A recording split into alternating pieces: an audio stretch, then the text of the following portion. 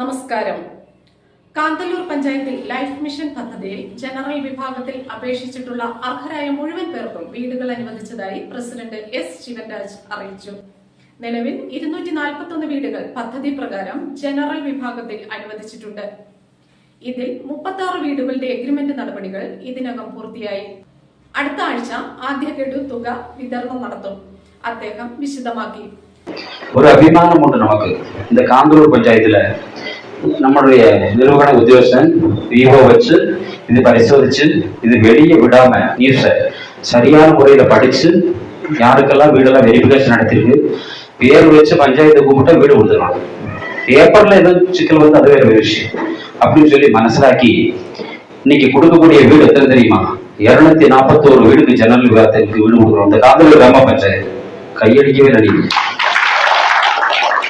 241 வீட்டுக்கு பேருக்கு, அதாவது 36 பேரு எக்ரிமெண்ட் வச்சிருக்காங்க.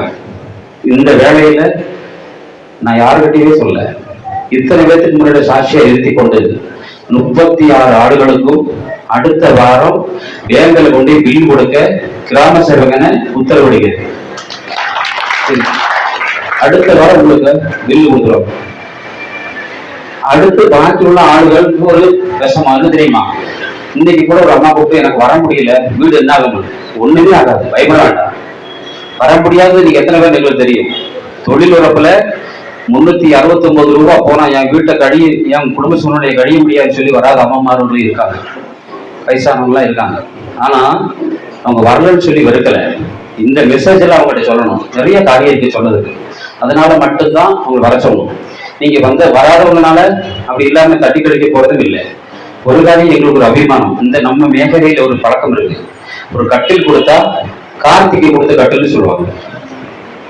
பஞ்சாயத்து கொடுத்துச்சு, கவர்மெண்ட் கொடுத்து அல்ல. ஒரு வீடு கொடுத்தா கார்த்திகை இருக்கும்போது கொடுத்த வீடுன்னு சொல்லுவாங்க இல்லையா? இந்த 14 பேருக்கும் நாங்க இருக்கும்போது கொடுத்தோம்னு சொல்லணும். இந்த 241 பேரும் நாங்க இருக்கும்போது கொடுத்த வீடுன்னு நீங்க சொல்லணும். அது மட்டும் தான் நாங்க எதிர்பார்க்கணும். வேற எதையுமே நாங்க எதிர்பார்க்கல. எதையாவது தடசங்கள் நிறைய இருக்கும். பேப்பர் வாங்குறதுக்கு பல புத்திமுட்டே இருக்கும். இதுல முழுவதும் பெனிஃபிஷரியும் இதுல வந்திருக்கக்கூடிய முழு நாடுகளும் 241 பேரும். ஏன் அவ்வளவுதான் அதுதான் நீங்க கேட்கலாம். ஒரு கொஞ்சம் ஆளுங்களுக்கு வெரிஃபிகேஷன் பண்ண வேண்டியது இருக்கு. அவங்களுக்கு அந்த வெரிஃபிகேஷன் பண்ணி உடனடியாக கொடுக்கப்படும். எம்எல்ஏ மதிப்புக்குரிய எம்எல்ஏ ராஜா கிட்ட இன்னைக்கு காலையில கூட கேட்டேன். நம்பி உங்களெல்லாம் நம்பி 241 பேரையும் கூப்பிட்டுருக்கோம். கொடுக்க முடியலன்னா நம்ம அந்த பதவியில இருக்க முடியாதுன்னு சொல்லிட்டு கொடுக்க முடியலன்னா பேப்பரோட பிரச்சனை வேற ஒரு விஷயம். வீட்டுக்கு அலோட்மெண்ட் பைசா ஆகணும். பணம் இல்லாம ஒண்ணுமே செய்ய முடியாது. தைரியமா கொடுக்குன்னு சொன்னாரு. கவர்மெண்ட் நம்ம பேசிக்கிறோம். முழுவதும் பைசாவும் காந்தலூர் கிராம பஞ்சாயத்தினுடைய 241 வீட்டுக்கும் முழுவதும் பைசாவும் 10 நாளைக்கு அலோட்மெண்ட் ஆயிடும். 36 வீட்டுக்கு பைசா உடனே கொடுக்க சொல்லிடுறோம். ஒன்றும் பிரச்சனை இல்லை. ஆனா ஒரு காரியம் என்னன்னு கேட்டீங்கன்னா, நம்ம ஆளுகளுக்கு ஒரு சுபாவம், வீடு வேலை செஞ்சு ஒரு 10 வருஷம் 15 வருஷத்துல மறுபடியும் ஒரு வீடு வேணும். அதுதான் பெரிய பிரச்சனையா போய்கிட்டு இருக்கு. வீடோட காலாவதி காலகட்டம்ங்கிறது தீர்ந்து போகாது. எனக்கு வீடு வேணும், என் பிள்ளைக்கு வீடு வேணும், ஒன்றும் பிரச்சனை இல்லை. വൈസ് പ്രസിഡന്റ് സത്യരാജൻ, വികസനകാര്യ standing committee chairman Karthik R, ക്ഷേമകാര്യ സ്റ്റാൻഡിംഗ് കമ്മിറ്റി ചെയർമാൻ ബാലമുരുകൻ, പ്രതിപക്ഷത്തെ വനിതാ അംഗം രേണുക രാജേന്ദ്രൻ എന്നിവർ യോഗത്തിൽ പദ്ധതി സംബന്ധിച്ചിട്ടുള്ള നയം വ്യക്തമാക്കി. പ്രസിഡന്റ് വികസനകാര്യ സ്റ്റാൻഡിംഗ് കമ്മിറ്റി കാർത്തിക്, ക്ഷേമകാര്യ സ്റ്റാൻഡിംഗ് കമ്മിറ്റി ബാലമുരുകണ്ണൻ, இந்த ஆரோக்கிய வகுப்பு நெறிகார ஸ்டாண்டிங் கமிட்டி அம்பளி சேச்சி, பாக்கி எல்லா வார்டு மெம்பர்ஸ்மார், தாய் தந்தைகளே, உடன்பிறப்பு சகோதர சகோதரிகளே, எல்லாருக்கும் வணக்கம். இப்போது கார்த்திக் சொன்ன மாதிரி எஸ்சிஎஸ்டி நீங்கள் மட்டும்தான் மனுஷங்களா, நாங்கள் ஜெனரல் ஆளுங்கெல்லாம் மனுஷங்க இல்லை, எங்கள் வீடெல்லாம் பாருங்க அப்படின்னு நிறையா பேர் கேள்விக்கு மேலே கேள்வி கேட்குறாங்க.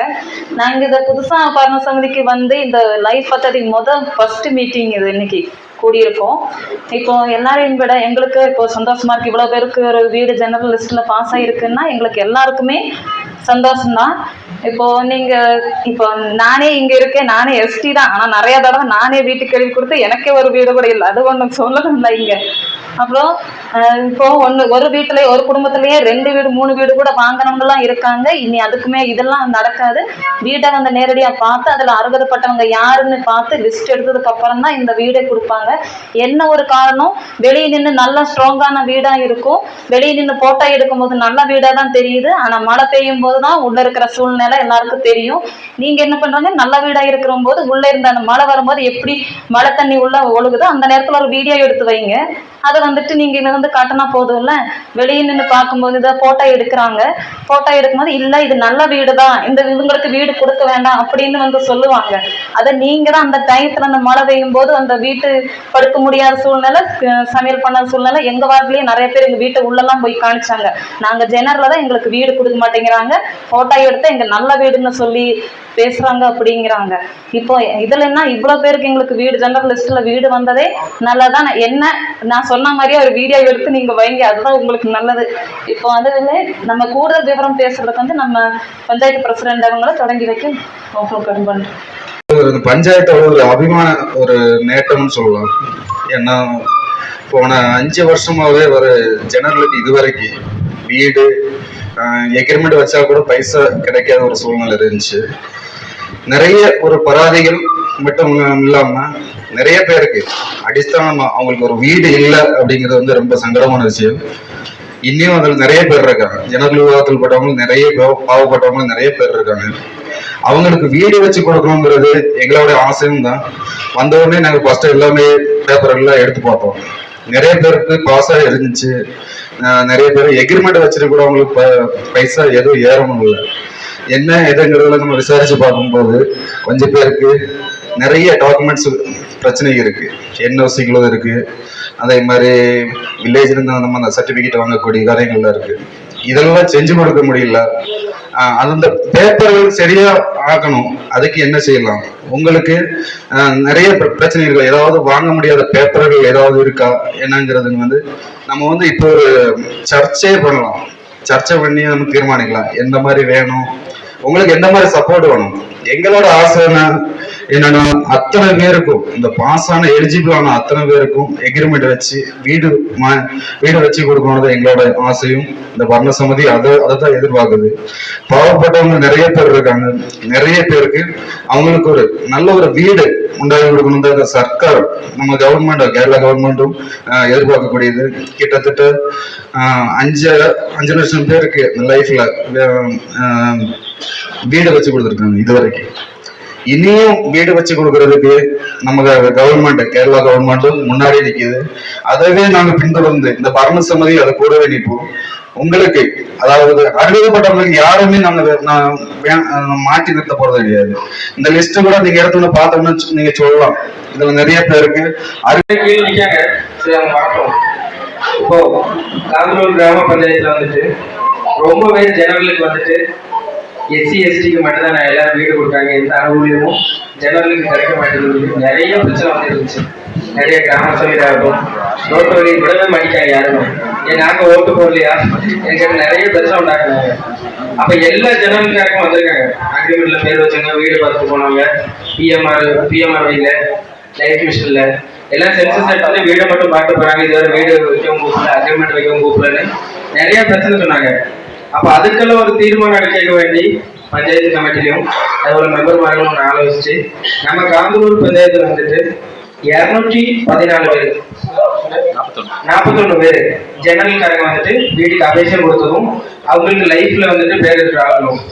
அப்ப അവங்களுக்கு നാങ്കെല്ലാം തീരുമാനിച്ച് ശരിക്കും വീട് എന്ന് പറയുന്നത് മനുഷ്യന്റെ സ്വപ്നമാണ്. ആ സ്വപ്നത്തിന്റെ സാക്ഷാത്കാരത്തിന് വേണ്ടിയാണ് നമ്മളേവരും ഓടി നടക്കുന്നതും കഷ്ടപ്പെടുന്നതല്ല. എന്നാൽ സ്വന്തമായി നമുക്കൊരു വീട് വെക്കാൻ സാധിക്കാത്ത ഓരോരോ കാരണങ്ങളാൽ മനുഷ്യന്റെ ജീവിതത്തിൽ എന്തെല്ലാം പ്രശ്നങ്ങളും തടസ്സങ്ങളും രോഗങ്ങളും അങ്ങനെ എന്തെല്ലാം ഉണ്ടാകുന്നുണ്ട്. അപ്പോൾ ആ ചില സാഹചര്യങ്ങളായിരിക്കാം ഒരു പക്ഷേങ്കിൽ നമുക്കൊരു വീട് സ്വന്തമായിട്ട് വെക്കാൻ സാധിക്കാത്തത്. അതുകൊണ്ടാണല്ലോ നമ്മൾ സർക്കാരിൻ്റെ അനുമതിക്ക് വേണ്ടി കാത്തു നിൽക്കുന്നത്. തീർച്ചയായിട്ടും ഇത്തവണ പ്രസിഡന്റ് പറഞ്ഞ പോലെ എല്ലാവർക്കും അപേക്ഷയിൽ പേര് വന്നിരിക്കുന്ന ആളുകളെ തന്നെയാണ് വിളിച്ചു വരുത്തിയിരിക്കുന്നത്. അപ്പം നിങ്ങൾക്ക് എല്ലാവർക്കും സവിശേഷമായിട്ടുള്ള വീടുകൾ തീർച്ചയായിട്ടും എത്രയും പെട്ടെന്ന് എത്തുന്നതിന് വേണ്ട എല്ലാവിധ സഹായങ്ങളും സഹകരണവും ഓഫീസേഴ്സിന്റെ ഭാഗത്തു നിന്നും വാർഡ് മെമ്പേഴ്സിന്റെ പ്രസിഡന്റിന്റെ എല്ലാ ഭാഗത്തു നിന്നും ഉണ്ടാവും. അത് ഇപ്പം പ്രസിഡന്റ് പറഞ്ഞോളം തന്നെ ഉറപ്പ് ഞങ്ങൾ ഓരോ മെമ്പർമാരും പറയുന്നുണ്ട്. അതിനുവേണ്ടി നിങ്ങൾ പ്രസിഡന്റ് പറഞ്ഞാൽ കൈക്കൂലിയുടെ കാര്യത്തിലേക്ക് ഒന്നും കടക്കരുത്. ഞാനും അത് തന്നെയാണ് പറയുന്നത്. കാരണം ഞങ്ങളുടെയൊക്കെ വാർഡുകളിൽ ഒത്തിരി ആൾക്കാർക്ക് ഒത്തിരി പരാതികൾ ഞാൻ ദിവസവും കേൾക്കുന്നുണ്ട്. അന്ന് ഞങ്ങൾ ലിസ്റ്റ് പേര് കയറാൻ വേണ്ടി കൊടുത്തു, ഇനി ഞങ്ങൾ വീടിന് വേണ്ടി കൊടുക്കണോ, ഇനി നിങ്ങൾ കാല് പിടിക്കണോ, ഇങ്ങനെയൊക്കെ ചോദിക്കുന്നുണ്ട്. അപ്പൊ അതുകൊണ്ട് ആരുടെയും കാല് പിടിക്കണ്ട. ഞങ്ങളുടെ ആരുടെ വീട്ടിൽ നിന്നല്ല ചെയ്യുന്നത്, നിങ്ങൾക്ക് എല്ലാവർക്കും അറിയാം. സർക്കാരിന്റെ പൈസയാണ്.